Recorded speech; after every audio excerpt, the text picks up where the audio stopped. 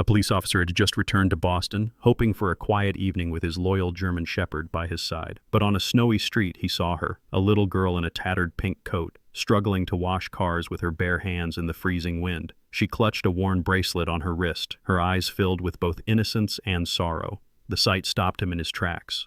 What he uncovered next would lead to secrets buried for decades, a reunion no one thought possible, and a miracle that could only be written by God's hand. Before we begin, tell me where you are watching from. Drop your country in the comments so we can see how far this story travels. And if you believe every child deserves warmth, love, and a safe place to call home, hit that subscribe button, because this story may just restore your faith in family and second chances. Boston in late January was a city wrapped in white silence. The snow had fallen all day, layering rooftops, burying parked cars, and smoothing over the cobblestone streets into a world that seemed endless and cold. The Charles River had frozen into an uneven sheet of glass, reflecting the dim streetlights that lined the waterfront. A biting wind whipped through the avenues, carrying with it the faint smell of salt from the harbor and the metallic chill of ice. It was a night that drove most people indoors, searching for warmth by their radiators or fireplaces, but not everyone had the luxury of shelter. Grayson Miller trudged along the deserted street, his boots crunching through slush as he adjusted the collar of his navy blue winter police jacket. He was 35 years old, tall and broad-shouldered, with a frame hardened by years of patrol work. His short brown hair was flecked with strands of silver at the temples, and his hazel eyes carried a constant watchfulness, as if they could never fully relax. A faint scruff of beard darkened his jawline, giving him a rugged appearance that matched the cold determination often found in men who had seen too much hardship, both on the job and in life. Grayson was known among his colleagues for being both compassionate and stern. The officer who would crouch to comfort a frightened child, but who could also stare down criminals with a gaze as sharp as winter steel. Beneath that calm exterior, though, lived the shadow of an old wound. His younger sister, Amelia, had vanished when they were both children. The loss had shaped him, leaving him with a gnawing emptiness that no badge, no promotion, and no passing of years could ever fully heal. It was this scar, hidden but never forgotten, that explained why he often walked the streets longer than necessary after a shift, as if searching for something he could never find. That night, as the snowflakes fell like shards of glass under the yellow glow of the lamps, he heard a sound that made him stop in his tracks. The faint swish of water, followed by the hollow squeak of rubber. He turned the corner and saw her. A little girl, no more than 7 years old, was bent over the hood of an old sedan parked by the curb. Her tiny hands, reddened by cold, worked a rag over the icy metal as she tried to scrub it clean. Her coat was far too thin for the weather, a faded pink jacket with frayed cuffs and a zipper that no longer closed properly. Her jeans were torn at the knees, and her shoes, once white sneakers, were now soaked through and gray with grime. Her light brown hair was messy, sticking out in damp strands from beneath a wool hat that was several sizes too big. Her eyes, large, hazel, and far too serious for her age, flicked nervously toward the street each time a car passed. Beside her stood a dog, a German shepherd, tall and muscular even in its lean state, its black and tan coat dulled by dirt, but still thick enough to hint at the proud bloodline it carried. The dog was around 6 years old, with amber eyes that glowed sharply under the streetlight. Its ears pricked at every sound, its stance protective, placing itself between the girl and the unknown world. The ragged leather collar around its neck suggested it had once belonged to someone who cared, but now it was clear the animal's loyalty was solely to the child. When the wind gusted, the dog instinctively stepped closer to her, shielding her small body with its frame. Grayson's breath fogged in the icy air as he watched. Something about the scene sent a jolt through him, something beyond pity or concern. It was the bracelet on the girl's wrist. A thin strand of colorful beads, worn but intact, that jingled faintly each time she moved her hand. He recognized it instantly. He had made an identical bracelet decades ago for Amelia. The colors, the pattern red, green, blue, yellow, each bead chosen with the seriousness of a child who thought he was giving his sister the world. He hadn't seen it in over 20 years, but there it was, clinking against the fragile wrist of a girl washing cars in the snow. The girl noticed him then. Her eyes widened and she froze, clutching the rag to her chest as though expecting him to chase her away. The dog reacted instantly, its lips pulled back slightly, a low growl rumbling in its throat as it stepped forward, blocking the girl with its body. Grayson slowly raised his hands, palms outward, his police training and instinct guiding him. "It's all right," he said softly, his voice calm despite the pounding of his heart. "I'm not here to hurt you." The girl glanced down at the dog and whispered, "It's okay, Max." The dog. Max hesitated, then lowered its head. Its growl faded into a wary silence, though its amber eyes never left Grayson. Grayson let out a quiet breath. The child's trust in the animal was absolute, and the animal's trust in her was unbreakable. He had seen K-9 units work with officers, but this bond was something different, something born not of training, but of survival. "What's your name?" he asked the girl. She hesitated, then said in a small voice, "Lily." Her voice was delicate, almost trembling, but it carried a stubbornness that surprised him. He crouched slightly, trying to make himself less imposing. "That's a pretty bracelet you've got there, Lily," he said, pointing gently toward her wrist. She looked down at it and smiled faintly, the kind of smile that comes more from memory than joy. "My mom gave it to me. She said it's magic. It keeps me safe." Grayson's throat tightened, the same words. Amelia had once told him her bracelet was magic too. His mind whirled with the impossible thought, but he pushed it down.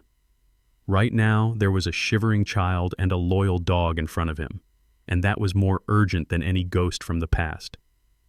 "Doesn't your mom worry about you out here this late?" he asked gently. Lily shrugged, avoiding his gaze. "She works. I try to help." She pointed toward the bucket at her feet, half filled with icy water. A few coins lay at the bottom. Grayson's chest ached. The cold was brutal enough for him, wrapped in his thick police coat and boots, and yet this child was out here with bare wrists and soaked sneakers. He reached into his pocket, pulling out a few bills, and placed them carefully in the bucket.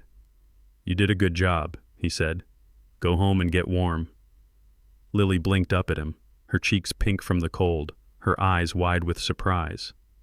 "Really? You mean it?" "Really," he said firmly. For the first time, her guard seemed to lower. She reached down to scoop the money from the bucket, then looked at him with something like gratitude.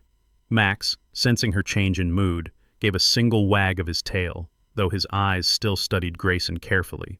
As the wind whipped snowflakes between them, Grayson felt something shift inside him. He had seen countless children during his years as a cop, had broken up fights, stopped robberies, dealt with tragedy. But this moment, this fragile girl with her bracelet, this loyal dog named Max, felt like something different, something connected to a part of him he thought was long buried. "Take care of her," he murmured, his words aimed at Max as much as at the girl. The dog tilted its head slightly, as though acknowledging the command. Lily gave him a small nod, then turned back toward the narrow alley that led deeper into the housing blocks. Max walked close beside her, brushing against her legs, guiding her safely as they disappeared into the snowy night. Grayson stood there for a long while, staring after them, the snow settling into his hair and beard. His hazel eyes were troubled, caught between duty and memory. The bracelet's colors still burned in his mind. He told himself it was coincidence, it had to be, but deep down, the wound he had carried for so many years whispered otherwise. That night, as he walked back to his apartment through the silent streets of Boston, he knew he would return. The following day in Boston dawned pale and brittle, with sunlight that looked golden but gave no warmth. The streets were still coated in slush from the storm, and each passing bus sent icy spray over the sidewalks. Grayson Miller, though off-duty, found himself walking the same route as the night before. Something inside him, something beyond professional duty, tugged him toward that alley where the little girl and her German shepherd had vanished. He told himself it was concern any good officer would check on a child left to work in freezing temperatures, but he knew the truth went deeper. That bracelet still haunted him, the same colors he had once threaded with clumsy fingers for his sister Amelia. He spotted Lily again. She sat cross-legged on a curb with a sketchy notebook balanced on her lap, scribbling letters in large, uneven lines. Her pink coat looked even more tattered in daylight. One sleeve hung nearly loose at the seam, and her sneakers were still damp from the melted snow. Max sat beside her, upright and alert, ears twitching at every sound. The shepherd's fur glistened faintly now that the sun had broken through the clouds, its rich black and tan pattern showing beneath the grime. Every so often the dog nudged Lily's arm gently, as if to remind her not to lose focus. Grayson approached slowly. Lily looked up, her eyes widening in surprise before softening into recognition. "You came back," she said, her voice half hopeful, half guarded. "I said I would," Grayson replied, crouching down to her level. "What are you working on?" "I'm learning letters," she said proudly, turning the notebook toward him. The page was filled with wobbly A's and crooked B's. Grayson smiled. "Those look great." He reached for his pocket, pulled out a pen, and drew a simple C beside hers. "Want me to help?" Lily's eyes lit up. She nodded quickly. Max, sensing the man's calm energy, lowered himself onto his belly, though his amber eyes never strayed too far from Lily. As the lesson stretched on, Grayson realized how eager she was to learn. She repeated each letter carefully, tongue peeking between her teeth in concentration. He thought of how Amelia had once begged him to teach her to read, sitting cross-legged on the living room rug with crayons scattered around. The memory clawed at him, sharp and painful, but also strangely comforting. After some time, Grayson asked gently, "Where do you live, Lily?" Her head dipped. "With Mom. In the apartments near the harbor. She works a lot." Something in her voice carried both pride and worry. Before Grayson could ask more, a new voice drifted from across the street. "Lily? What are you doing out here again?" A woman hurried over, breath misting in the cold air. She was in her early 30s, slim and small-framed, her posture slightly stooped, as if life had weighed heavily on her shoulders. She wore a gray wool sweater under a faded beige coat, its buttons mismatched, and scuffed boots that barely held against the wet ground. Her long brown hair fell in waves around her face, strands tucked behind her ears without much care. Her green eyes, though beautiful, were tired and ringed with shadows, the kind that come from too many nights without proper rest. This was Sarah Johnson, Lily's mother. Years ago she had been bright and curious, but hardship had carved lines of caution across her face. She had raised Lily largely on her own after a painful breakup with a partner who abandoned them both. That betrayal had left her distrustful of strangers, though not bitter. She carried herself with quiet resilience, determined to survive with whatever she could grasp. Sarah's gaze sharpened when she noticed Grayson crouched beside her daughter. She quickened her pace, her voice rising. "Lily, I told you not to talk to strangers." "Mom, it's okay," Lily said quickly. "He's nice." "He's a policeman." Sarah's eyes flicked to Grayson's jacket, then back to his face. A moment of relief passed across her features, followed quickly by embarrassment. "I'm sorry," she said, straightening her coat. "It's just, we've had some trouble with people around here." "No need to apologize," Grayson said gently, standing. "I'm Officer Miller. I met Lily last night. She was working out here in the cold and I wanted to check in." Sarah flushed, her lips pressing tightly together. "She shouldn't have been out that late." "I was working." She crouched to Lily's level, brushing a strand of damp hair from her forehead. "We talked about this, sweetheart." "I wanted to help," Lily murmured, eyes downcast. Sarah sighed, then glanced back at Grayson. "Thank you, officer." "But really, we're fine." Grayson could see the pride in her posture, the way she bristled at the suggestion of needing help. He also noticed the way her hands trembled slightly as she tightened Lily's jacket. Pride and exhaustion made a fragile shield, but it was all she had. Max rose to his feet, stepping closer to Sarah with an easy familiarity. He pressed his head lightly against her leg, and she absently scratched behind his ears. Grayson watched, struck again by how seamlessly the dog fit into their little family. Before he could respond, a shout rang out from the corner. 3 older boys, teenagers with rough jackets and cocky strides, had stopped to watch. One tossed a snowball in his hand, smirking. "Hey, little princess," he sneered toward Lily. "Need help washing cars?" Lily shrank against Sarah while Max stiffened instantly, his hackles rising. Grayson stepped forward, his hand resting lightly on the edge of his belt, not reaching for his weapon, but making his authority clear. "That's enough," he called, his voice low but firm. The boys hesitated. Max gave a sharp bark, teeth flashing. The sound cut through the street like a warning siren. The teenagers exchanged uneasy glances before turning and slinking away, muttering under their breath. Sarah's cheeks flushed again, this time with both fear and relief. "This neighborhood," she whispered, shaking her head. It's getting worse. Grayson nodded. That's why kids shouldn't be out here alone. He looked down at Lily, who clung tightly to Max's collar. You've got a good protector, but still. Sarah met his gaze then, a moment of silent understanding passing between them. He could see she wasn't used to leaning on anyone, but also that she was grateful. I should get her home, she said softly. Grayson gave a small nod. Of course. But if you ever need anything, I'll be around. He watched as Sarah took Lily's hand. Max trotted beside them, body pressed close in silent vigilance. The trio walked toward the harbor apartments, their figures small against the wide sweep of snowy street. Grayson remained where he was, his boots rooted in slush. The bracelet still glittered in his memory, catching the pale sunlight. That night had not been a coincidence. He felt it in his bones. Something tied this child, this mother, and that dog to his own past. He could sense it, even if he couldn't yet explain how. Boston's harbor district smelled of salt and rust, the cold sea wind cutting through narrow streets lined with aging brick buildings and chain-link fences. Snow had turned to dirty slush in the gutters, while laundry hung stiff on fire escapes, frozen into stiff flags. It was here that Sarah and Lily lived, and Grayson Miller found himself standing across the street from their apartment complex, the place Lily had disappeared into the day before. His instincts told him to move on. He was off duty after all, but something heavier than duty anchored him. The bracelet, those familiar beads, gnawed at his mind with every passing hour. That afternoon he finally crossed the street. The apartment building was 4 stories of crumbling red brick, its windows patched with plastic sheeting where glass had broken. The entrance smelled faintly of mildew. As he stepped inside, a man passed him on the stairwell, shoulders hunched in a heavy coat, a cigarette dangling from his lips.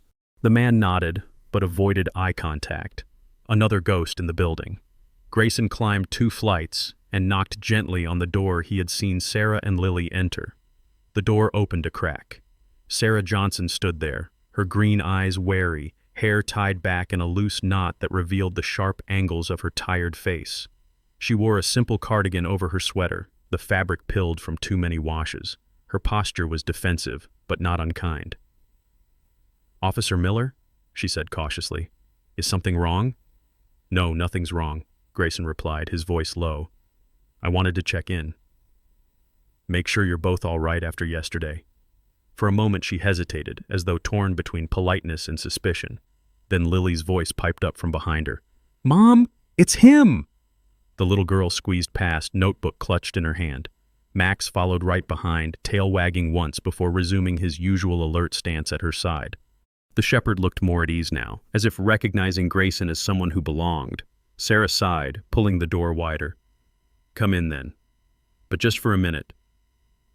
The apartment was small and spare, a couch with worn cushions pressed against one wall, a coffee table scarred by old stains, and a small kitchenette with a flickering light overhead. The smell of boiled pasta lingered in the air. A stack of bills sat on the counter, half hidden under a ceramic mug. Grayson noticed but said nothing. Lily bounded toward the table, dropping her notebook on it. "Show him, Mom. Show him my bracelet." Grayson's chest tightened as Sarah glanced at her daughter, then reluctantly held out her wrist. There it was again, the same bracelet, its colors faded but still distinct. Red, green, blue, yellow, exactly as he remembered. "My mom gave it to me when I was little," Sarah said simply. Her tone was casual, but something flickered in her eyes, like a curtain shifting to reveal a hidden room. "Where did she get it?" Grayson asked softly.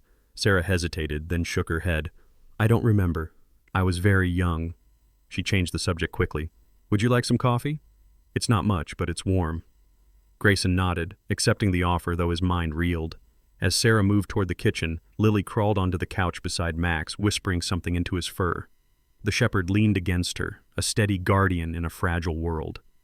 While Sarah poured coffee, the door rattled with a sudden knock. She stiffened, her hand tightening on the cup. "Stay here," she whispered sharply to Lily.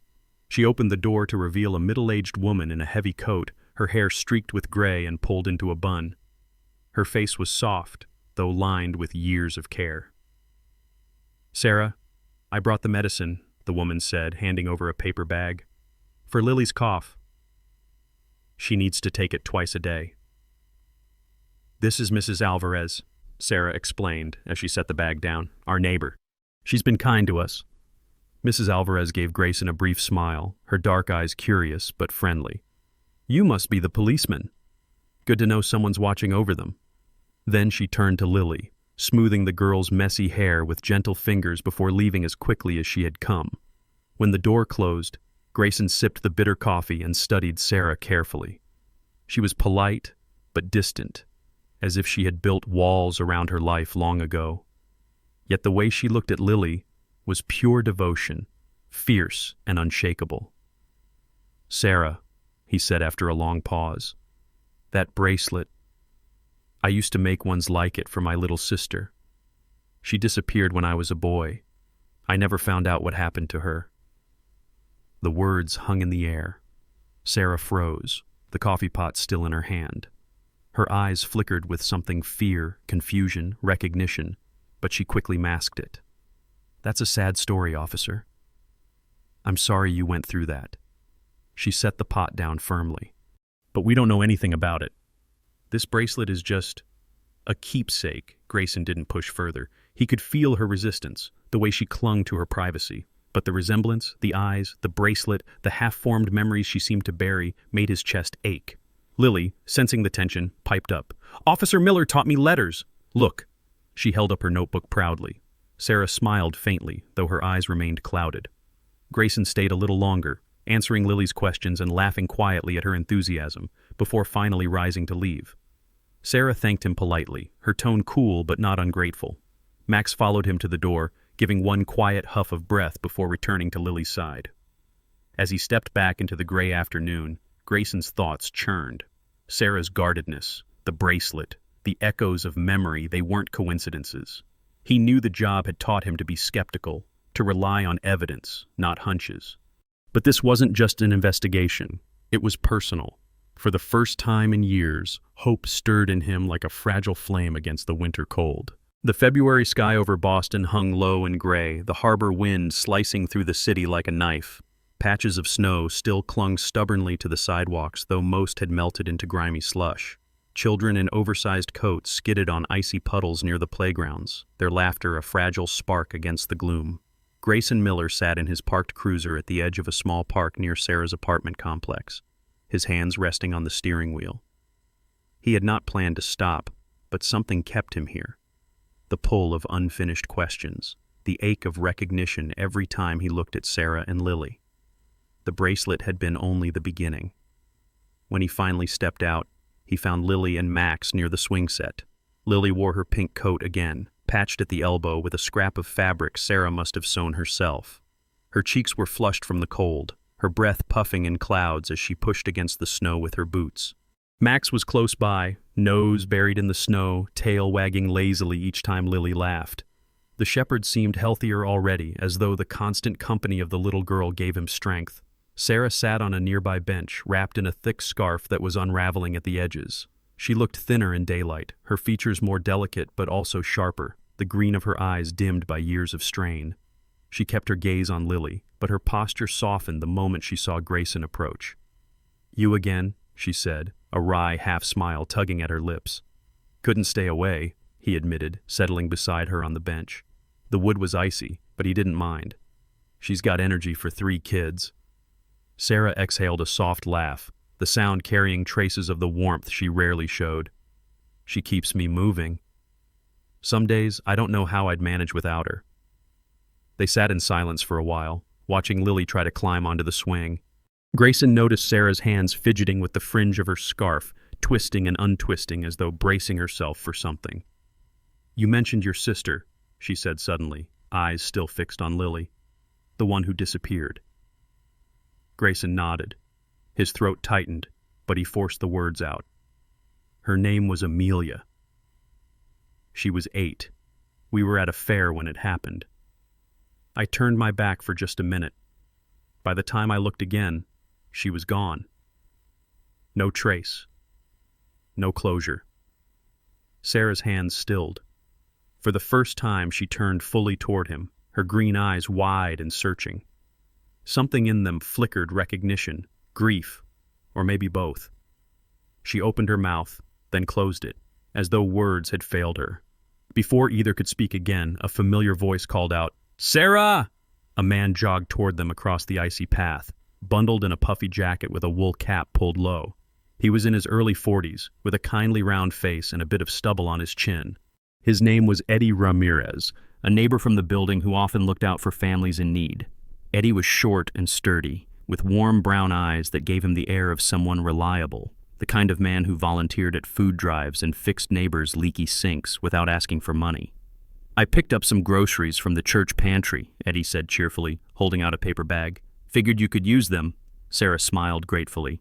"You didn't have to." "Sure I did," Eddie interrupted. "Besides, the priest keeps sending me home with more than I can eat." His eyes landed on Grayson. "And you must be the cop Lily keeps talking about." Grayson shook his hand firmly. Eddie's grip was strong, his smile genuine. "That's me." "Officer Miller, good to know someone's keeping an eye out," Eddie said. Then he leaned closer, lowering his voice. "This neighborhood's rough." Sarah's had her share of trouble. Sarah stiffened at the remark, but Eddie quickly changed the subject by calling Lily over. The little girl bounded up, Max at her heels, tail wagging furiously as though he too recognized Eddie as safe. Lily rifled through the bag of groceries, squealing with delight when she found a packet of cookies. Eddie excused himself soon after, leaving Sarah with a look that was both protective and affectionate, like that of a brother watching over family he couldn't protect all the time. When he was gone, Sarah sighed. "He's been kind since we moved here." "Not many people are." Grayson studied her. "Why did you move here?" Her shoulders hunched beneath the scarf. "It was cheaper. And I wanted a fresh start." Her voice cracked slightly, but she pressed her lips together before it could break further. Lily tugged on Grayson's sleeve then, holding up the bracelet proudly. "Mom says it's magic. It keeps us safe." The beads sparkled faintly in the weak winter sun, and something inside Grayson fractured. He remembered Amelia clutching hers, whispering the same words on nights she was afraid of storms. "Do you remember where she got it?" he asked gently. Sarah's breath caught. Her eyes darted toward Lily, then away. "No, I don't."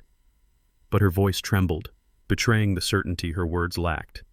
Lily tugged Max toward the swing set again, leaving the adults in heavy silence. Grayson turned to Sarah, his voice softer than before. "You remind me of her. More than you know." Her hands twisted in her scarf again. "Maybe it's just coincidence," she whispered. But her expression told another story. Confusion, fear, and a hint of longing for something she had tried to bury.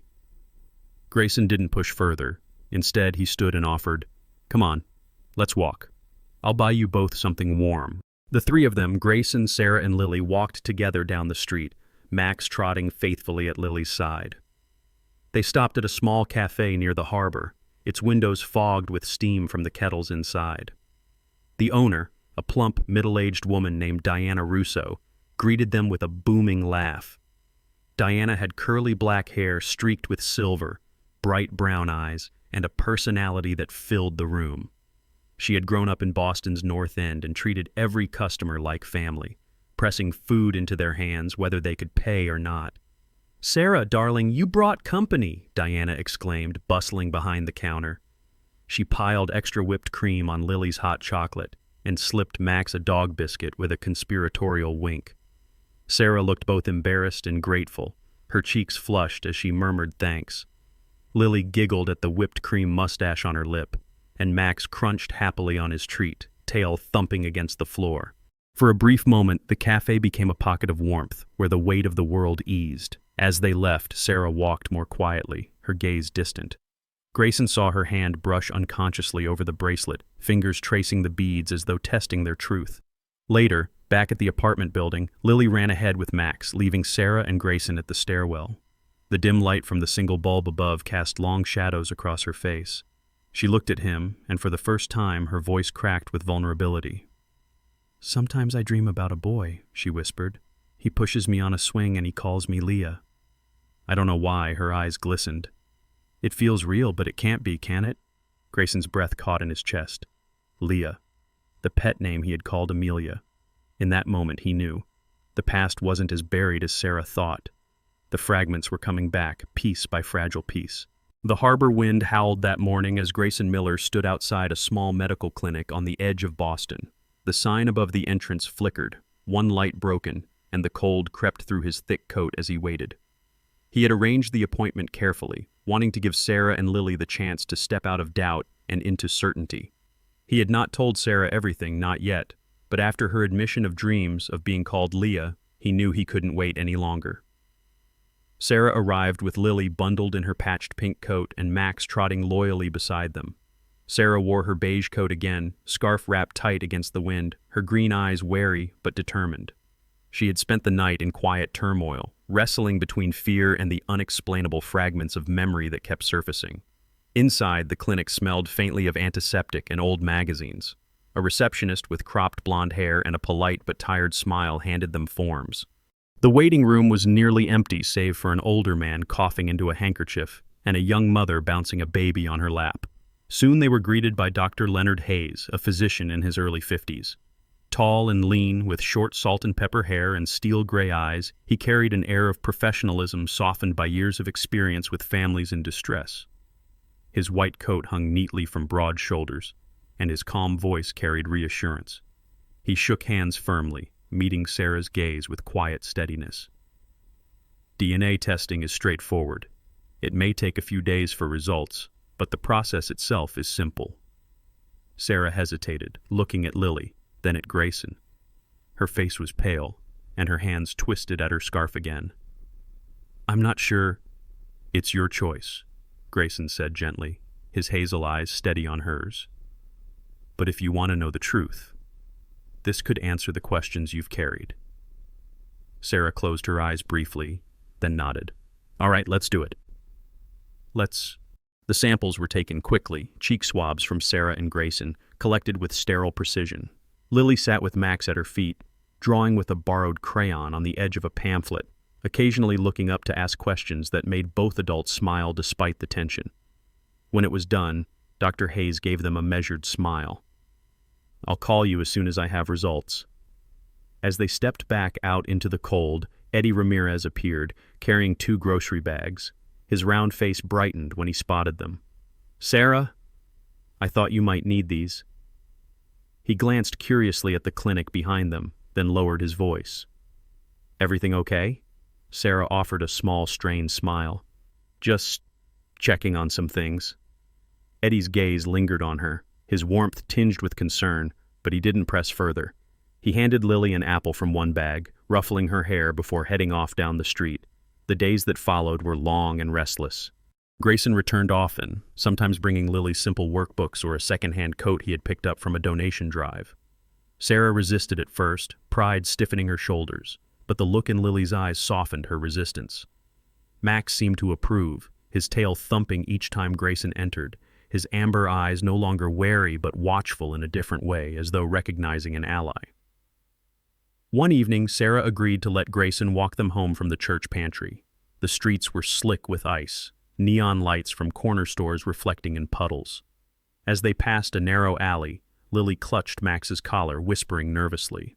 Grayson looked and saw a group of men loitering near a dumpster, eyes following too closely. One of them, broad-shouldered with a crooked nose, stepped forward. "Hey, sweetheart," he sneered at Sarah. "Got any change?" Before Grayson could step in, Max barked sharply, teeth bared, body poised between the family and the men. The sound was enough. The men cursed under their breath and backed away into the shadows. Sarah exhaled shakily, gripping Lily's hand tighter. "See why I don't trust this neighborhood?" she murmured. Grayson nodded, but inside, his conviction only deepened. Sarah and Lily and Max deserved better. 3 days later, the call came. Dr. Hayes's voice was calm, but carried weight. "Officer Miller, the results are in. There is a 99.999% probability. Sarah Johnson is indeed your biological sister." The words crashed over Grayson like a tidal wave. For a moment he could only stand in silence, phone pressed to his ear as the world blurred. Then he whispered, "Thank you, doctor." That evening he went straight to Sarah's apartment. She opened the door, her face pale at the look in his eyes. Lily peeked from behind her, Max pressed close at her side. "It's true," Grayson said simply, his voice thick. "You're Amelia." My sister Sarah's knees buckled and she clutched the doorframe. Her green eyes filled with tears as memories broke loose.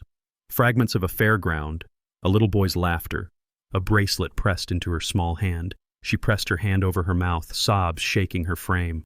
I remember. Gray Grayson caught her in his arms, holding her tightly for the first time in over 2 decades. Lily, wide-eyed, whispered, "Uncle?" before flinging her arms around them both. Max barked once, sharp and joyful, as though announcing the truth to the world. Later that week, Grayson took Sarah and Lily along with Max to his parents' home just outside Boston. The old house had white siding and a porch sagging under years of winters, but it glowed with warmth from inside. His mother, gray-haired and gentle, stood frozen in the doorway when she saw Sarah. Tears spilled down her face before she even spoke her daughter's name. Their father, still tall despite his stoop, pulled both children into his arms, his gruff voice breaking with emotion. The reunion was overwhelming, filled with sobs, laughter, and the endless retelling of memories thought lost forever. Lily clung to her new grandparents with delight, and Max roamed the house confidently, as though he too had found a home. In the weeks that followed, life shifted. Grayson arranged for Sarah and Lily to move into a small house with a yard. For the first time, Lily had a room of her own. She decorated it with crayons and paper stars. Max always sprawled at the foot of her bed, guarding her dreams. Sarah began volunteering at Diana Russo's cafe, her smile growing easier each day. Eddie stopped by often, proud of the change in his neighbor's fortune. One afternoon, Grayson strung a swing beneath the oak tree in the yard. He pushed Lily gently, laughter echoing in the crisp air. Sarah watched from the porch, tears on her cheeks but joy in her eyes. The past had been cruel, but at last it had led them home. At the heart of this story lies a lesson as timeless as it is tender. Even after years of loss, God's hand can guide us back to the people we thought were gone forever. What seemed like coincidence, a bracelet, a dream, a loyal dog's watchful eyes, was in truth a quiet miracle, a reminder that the Lord still works in mysterious ways. Just as He reunited a brother and sister, He can bring healing, hope, and restoration into the broken places of our own lives. In our everyday struggles, it can be easy to forget that miracles do not always arrive with thunder or fire. Sometimes they appear in a child's smile, a stranger's kindness, or the unwavering loyalty of a faithful companion. The same God who healed this family is present in your life too, ready to turn sorrow into joy and ashes into beauty. If this story touched your heart, I invite you to share it with someone who needs hope today.